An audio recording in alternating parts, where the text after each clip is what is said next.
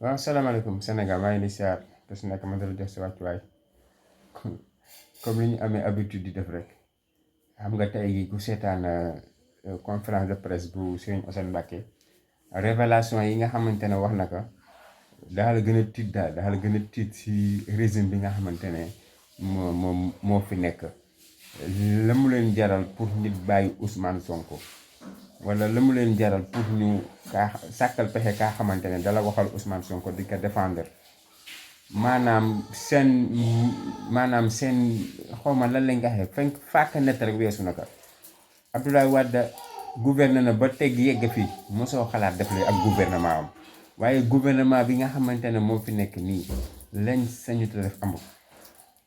lépp ngir contre Ousmane Sonko rek lépp ñu ngi ko teg si base contre Ousmane Sonko loolu kese la waaye la ma leen yàgg wax rek